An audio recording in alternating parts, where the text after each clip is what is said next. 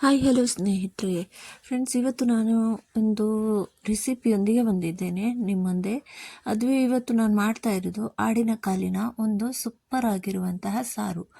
ಇದಕ್ಕೆ ನಹಾರಿ ಅಂತಲೂ ಹೇಳ್ತಾರೆ. ಬನ್ನಿ ಫ್ರೆಂಡ್ಸ್, ಇದು ಮಾಡೋದು ಹೇಗೆ ಅಂತ ನೋಡ್ಕೊಂಡು ಬರೋಣ. ಇಲ್ಲಿ ನಾನು ಆಡಿನ ಕಾಲೊಂದು 8 ತಗೊಂಡಿದ್ದೇನೆ. ಇದನ್ನು ಚೆನ್ನಾಗಿ ಕ್ಲೀನ್ ಮಾಡಿ ತಗೊಂಡು ಬಂದಿದ್ದೇವೆ. ಈಗ ಇದನ್ನು ಸ್ವಲ್ಪ ಹೊತ್ತು ನೀರಲ್ಲಿ ನೆನೆಸಿಡೋಣ. ಏನಾದರೂ ಅದರದ್ದು ಕೂದಲೆಲ್ಲ ಇದ್ದರೆ ಚೆನ್ನಾಗಿ ಕ್ಲೀನ್ ಆಗ್ತದೆ. ಅದಕ್ಕೆ ಸ್ವಲ್ಪ ಹೊತ್ತು ಒಂದು ಅರ್ಧ ಗಂಟೆ ಈ ನೀರಲ್ಲಿ ನೆನೆಸಿಟ್ಬಿಡೋಣ. ಇದನ್ನು ಬೇರೆ ಬೇರೆ ಥರದಲ್ಲಿ ಸಾರು ಮಾಡ್ತಾರೆ. ನಾನಿವತ್ತು ಮಾಡ್ತಾ ಇರೋದು ಹೈದರಾಬಾದ್ ಸ್ಟೈಲಲ್ಲಿ ನಹಾರಿ. ಬನ್ನಿ ಫ್ರೆಂಡ್ಸ್, ಇದು ಮಾಡೋದು ಎಷ್ಟು ಈಸಿ ಅಂತ ನೀವೇ ನೋಡಿ. ಹಾಗೂ ನನ್ನ ಈ ಚಾನಲನ್ನು ಮೊದಲನೇ ಸಲ ನೀವು ನೋಡ್ತಾ ಇರುವುದಾದರೆ ಸಬ್ಸ್ಕ್ರೈಬ್ ಮಾಡಿ, ಲೈಕ್ ಮಾಡಿ ಹಾಗೂ ಶೇರ್ ಮಾಡಿ. ಹಾಗೂ ಒಂದು ಕಮೆಂಟ್ ಬಾಕ್ಸ್ ಮೂಲಕ ನಿಮ್ಮ ಅಭಿಪ್ರಾಯಗಳನ್ನು ತಿಳಿಸಿ. ಈಗ ನೋಡಿ, ಇದನ್ನು ಇಲ್ಲಿ ಅರ್ಧ ಗಂಟೆ ತನಕ ಆಯಿತು ಇದನ್ನು ನೆನೆಸಿಟ್ಟು ನಾನು. ಈಗ ಇದನ್ನು ಸ್ಟಾರ್ಟ್ ಮಾಡೋಣ ನಹಾರಿ ಮಾಡಲಿಕ್ಕೋಸ್ಕರ. ಇಲ್ಲಿ ಇದು ಎಲ್ಲ ಕಾಲನ್ನು ಚೆನ್ನಾಗಿ ವಾಶ್ ಮಾಡಿ ಒಂದು ಕುಕ್ಕರಲ್ಲಿ ಹಾಕೋತೇನೆ. ಅಂದರೆ ಇದು ಕಾಲನ್ನು ಮಧ್ಯದಲ್ಲೇ ಸಹ ಕಟ್ಟಿಂಗ್ ಥರ ಮಾಡಿದ್ರಿಂದ ಎಲ್ಲನೂ ಇದು ಇಡಿಯಾಗಿ ಕುಕ್ಕರಲ್ಲಿ ಈ ಥರ ಹಾಕ್ಲಿಕ್ಕಾಗ್ತದೆ. ಹಾಕ್ಲಿಕ್ಕಾಗಿಲ್ಲ ಅಂದರೆ 2 ಪೀಸ್ ಮಾಡ್ಕೊಳ್ಳಿ. ಹಾಗೂ ಇದಕ್ಕೆ ಈಗ ಗಾರ್ಲಿಕ್ ಜಿಂಜರ್ ಪೇಸ್ಟ್ ಅಂದರೆ ಶುಂಠಿ ಹಾಗೂ ಬೆಳ್ಳುಳ್ಳಿಯ ಪೇಸ್ಟ್ ಒಂದು 2.5 ಸ್ಪೂನಷ್ಟು ಹಾಕ್ತೇನೆ. ಆಮೇಲೆ ಸ್ವಲ್ಪ ಅರಿಶಿನ ಹುಡಿ ಹಾಕ್ತಾ ಇದ್ದೇನೆ, ಒಂದು 1/2 ಟೀ ಸ್ಪೂನಷ್ಟು. ಇದು ಮಾಡಲಿಕ್ಕೆ ತುಂಬ ಈಸಿಯಾಗಿರುವಂಥ ನಮ್ಮ ಈ ನಹಾರಿಯನ್ನು ನೀವು ಒಮ್ಮೆ ದಯವಿಟ್ಟು ಟ್ರೈ ಮಾಡಿ ಫ್ರೆಂಡ್ಸ್. ಇದು ನಮ್ಮ ರೋಟಿಯೊಟ್ಟಿಗೆ, ಚಪಾತಿಯೊಟ್ಟಿಗೆ, ನಾನ್ ಇದ್ರ ಜೊತೆ ಎಲ್ಲ ತುಂಬ ಕಾಂಬಿನೇಷನ್ ತುಂಬ ಒಳ್ಳೆಯದಿರ್ತದೆ. ಈಗ ಇದಕ್ಕೆ ಹಾಕ್ತಾ ಇದ್ದೇನೆ ನಾನು ರೆಡ್ ಚಿಲ್ಲಿ ಪೌಡರ್. ನಮಗೆ ಎಷ್ಟು ಸ್ಪೈಸಸ್ ತಿನ್ನುವುದಾದರೆ ಸ್ವಲ್ಪ ಜಾಸ್ತಿ ಹಾಕಿ, ನೀವು ಖಾರ ಜಾಸ್ತಿ ತಿನ್ನುವವರಾದರೆ ಕಮ್ಮಿ ಹಾಕಿ. ಸ್ವಲ್ಪ ಜೀರಿಗೆ ಹಾಗೂ ಇದು ಸ್ವಲ್ಪ ಕೊತ್ತಂಬರಿ ಒಂದು 1/2 ಟೀ ಸ್ಪೂನಷ್ಟು ಹಾಕಿ. ಹಾಗೂ ಈ ಪಲಾವ್ ಎಲೆಯನ್ನು ಒಂದು 2-3 ಪಲಾವ್ ಎಲೆಯನ್ನು ಹಾಕ್ತೇನೆ. ಆಮೇಲೆ ಶಾಯಿ ಜೀರಾ, ಲವಂಗ, ಒಂದು ಏಲಕ್ಕಿ ಇದನ್ನು ಕೂಡ ಹಾಕ್ತಾ ಇದ್ದೇನೆ.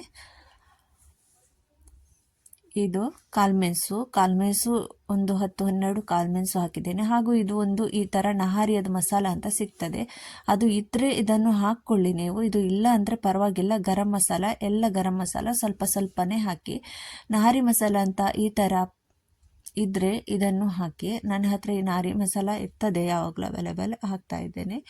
ಈಗ ಇದಕ್ಕೆ ನಾನೊಂದು 10 ವಿಸಿಲ್ ತೆಗೆದಿದ್ದೇನೆ ಫ್ರೆಂಡ್ಸ್. ಆಮೇಲೆ ಇದು ಈ ಥರ ಬೇಯ್ದಿದೆ ನೋಡಿ. ಅದು ಎಲ್ಲ ಹಾಕಿದ ಮೇಲೆ ನೀರು ಎಷ್ಟು ಬೇಕು ಸ್ವಲ್ಪ ಜಾಸ್ತಿನೇ ಹಾಕಿ ವಿಸಿಲ್ ತೆಗಿಬೇಕು. ಆಮೇಲೆ ಇದು ಚೆನ್ನಾಗಿ ಬೇಯಬೇಕು ನೋಡಿ. ಇದು ಬೇಯಬೇಕು ಅಂದರೆ ಇದು ಏನೋ ಬೇಯ್ದ್ರೇ ಇದರದ್ದು ಟೇಸ್ಟ್ ಇರೋದು. ಇದು 10 ವಿಸಿಲ್ ತೆಗೆದು ನಾನು ಬಂದಲ್ಲೇ ಇಟ್ಟಿದ್ದೆ, ಸ್ಲೋ ಗ್ಯಾಸಲ್ಲಿ ಇಟ್ಟಿದ್ದೆ. ಅದಕ್ಕೋಸ್ಕರ ಇದು ಚೆನ್ನಾಗಿ ಬೇಯ್ತಿದೆ. ಈಗ ಇದಕ್ಕೆ ನಮಗೆ ಎಷ್ಟು ಬೇಕೋ ಅಷ್ಟು ನೀರನ್ನು ಹಾಕ್ಕೊಳ್ಳೋಣ. ನಾನಿಲ್ಲಿ ಬಿಸಿ ನೀರು ಮಾಡಿಟ್ಟಿದ್ದೇನೆ. ಬಿಸಿ ನೀರು ಹಾಕೋದ್ರಿಂದ ಟೇಸ್ಟ್ ಇನ್ನೂ ಚೆನ್ನಾಗಿರ್ತದೆ. ಬಿಸಿ ನೀರನ್ನೇ ಆ್ಯಡ್ ಮಾಡ್ತಾ ಇದ್ದೇನೆ. ಸ್ವಲ್ಪ ತೆಳುವಾಗಿ ಈಗ ಕಾಣ್ತಾ ಇರಬಹುದು. ಈಗ ನಾನು ಇದನ್ನು ಒಗ್ಗರಣೆ ಹಾಕ್ಲಿಕ್ಕುಂಟು. ಈ ಒಗ್ಗರಣೆಯಲ್ಲೇ ಇರುವುದು ಎಲ್ಲ ಇದರದ್ದು ಟೇಸ್ಟ್ ನೋಡಿ. ಈಗ ಅಲ್ಲಿ ನಾನು ಆ ಸಾರನ್ನು ನೀರು ಹಾಕಿ ಕುದಿಲಿಕ್ಕೆ ಇಟ್ಟಿದ್ದೇನೆ. ಈಗ ಇಲ್ಲಿ ಒಂದು 2 ಈರುಳ್ಳಿಯನ್ನು ಈ ಥರ ಸಣ್ಣಗೆ ಕಟ್ಟಿಂಗ್ ಮಾಡಿ ಬ್ರೌನ್ ಕಲರ್ ಮಾಡ್ಕೋತೇನೆ. ಎಣ್ಣೆ ಕೂಡ ನೀರುಳ್ಳಿ ಎಷ್ಟು ಕಾಯಲಿಕ್ಕೆ ಬೇಕು ಅಷ್ಟು ಎಣ್ಣೆಯನ್ನು ಹಾಕ್ಕೊಂಡಿದ್ದೇನೆ. ಈಗ ಅಲ್ಲಿ ನೀರುಳ್ಳಿ ಕಾಯ್ತಾ ಇದೆ. ಅಷ್ಟೋ ತನಕ ಇಲ್ಲಿ ಕೊತ್ತಂಬರಿ ಸೊಪ್ಪು ಹಾಗೂ ಪುದೀನ ಸೊಪ್ಪನ್ನು ಒಂದೊಂದು ಮುಟ್ಟಿಯಷ್ಟು ಕೊತ್ತಂಬರಿ ಸೊಪ್ಪು, ಪುದೀನ ಸೊಪ್ಪು ಇದನ್ನು ಚೆನ್ನಾಗಿ ಸಣ್ಣಗೆ ಕಟ್ ಮಾಡಿ ರೆಡಿ ಮಾಡಿ ಇಟ್ಕೊಳ್ಳೋಣ. ನೋಡಿ ಈ ಥರ. ಈಗ ಇಲ್ಲಿ ನೀರುಳ್ಳಿ ಕಾಯ್ತಾ ಉಂಟು. ಇನ್ನು ಕೂಡ ಸ್ವಲ್ಪ ಕಲರ್ ಬರಲಿಕ್ಕೆ ಬಾಕಿ ಉಂಟು. ಚೆನ್ನಾಗಿ ಸ್ವಲ್ಪ ಬ್ರೌನ್ ಕಲರ್ ಬರಬೇಕು. ಇಲ್ಲಿ ಸಾರು ಕೂಡ ಕುದೀತಾ ಉಂಟು. ಸಾರಿಗೆ ಸ್ವಲ್ಪ ನೀರು ಹಾಕಿ ತೆಳುವಂತ ಅನಿಸ್ಬೇಡಿ. ಈಗ ಅದನ್ನೆಲ್ಲ ಕರೆಕ್ಟ್ ಮಾಡ್ಕೊಳ್ಳೋಣ. ಈಗ ಇದಕ್ಕೆ ಸ್ವಲ್ಪ ಗೋಧಿ ಹಿಟ್ಟು, ಈ ಸಣ್ಣ ತಟ್ಟೆಯಲ್ಲಿ ಒಂದು ಅರ್ಧ ತಟ್ಟೆಗಿಂತ ಜಾಸ್ತಿ ಗೋಧಿ ಹಿಟ್ಟು ಹಾಕಿದ್ದೇನೆ. ನಮ್ಮ ಈರುಳ್ಳಿ ಸ್ವಲ್ಪ ಬ್ರೌನ್ ಕಲರ್ ಆದಮೇಲೆ ಈ ಗೋಧಿ ಹಿಟ್ಟನ್ನು ಹಾಕಿ ಇದೇ ಥರ ಚೆನ್ನಾಗಿ ಮಿಕ್ಸ್ ಮಾಡ್ತಾ ಇರಬೇಕು. ಗೋಧಿ ಹಿಟ್ಟು ಉಂಟಲ್ವ, ಅದು ಚೆನ್ನಾಗಿ ಪರಿಮಳ ಬರಬೇಕು, ಫ್ರೈ ಆದ ಥರ. ಕರಿಬಾರ್ದು, ಸ್ಲೋ ಗ್ಯಾಸಲ್ಲಿ ಮಾಡ್ಕೊಳ್ಳಿ. ಸ್ಪೀಡ್ ಗ್ಯಾಸಲ್ಲಿ ಇಟ್ಟರೆ ಎಲ್ಲ ಕರಿದು ಹೋಗ್ತದೆ, ಮತ್ತು ಇದರದ್ದೆಲ್ಲ ಟೇಸ್ಟ್ ಬೇರೆಯೇ ಥರ ಆಗ್ತದೆ. ನಾನು ಹೇಗೆ ಮಾಡಿದ್ದಾನೆ ಅದೇ ಥರ ನೀವು ಟ್ರೈ ಮಾಡಿ, ಫಾಲೋ ಮಾಡಿ ಫ್ರೆಂಡ್ಸ್. ನೋಡಿ, ಈಗ ಈ ಗೋಧಿ ಹಿಟ್ಟದ್ದು ಕಲರ್ ಕೂಡ ಇಷ್ಟು ಚೆನ್ನಾಗಿ ಬಂದಿದೆ ಅಲ್ವಾ. ಈಗ ಇದಕ್ಕೆ ನಾವು ಆ್ಯಡ್ ಮಾಡೋಣ ಕೊತ್ತಂಬರಿ ಸೊಪ್ಪು ಹಾಗೂ ಪುದೀನ ಸೊಪ್ಪನ್ನು. ಈಗ ಚೆನ್ನಾಗಿ ಇದು ರೆಡಿಯಾಗಿದೆ. ಈರುಳ್ಳಿ ಕೂಡ ರೆಡಿ, ಗೋಧಿ ಹಿಟ್ಟನ್ನು ಕೂಡ ಚೆನ್ನಾಗಿ ಕಾಯಿಸಿದ್ದೇನೆ. ಈಗ ಕೊತ್ತಂಬರಿ ಸೊಪ್ಪು, ಪುದೀನ ಸೊಪ್ಪು ಹಾಕಿ ಒಂದು 2 ನಿಮಿಷ ಎಣ್ಣೆಯಲ್ಲಿ ಮಿಕ್ಸ್ ಮಾಡ್ಕೊಳ್ಳೋಣ. ಜಾಸ್ತಿ ಹೊತ್ತು ಮಾಡಬೇಕಂತ ಇಲ್ಲ. ಈಗ ಇದು ಒಂಥರ ದಪ್ಪ ಆಗಿದೆ ನೋಡಿ. ಈ ಥರ ನೋಡಿ.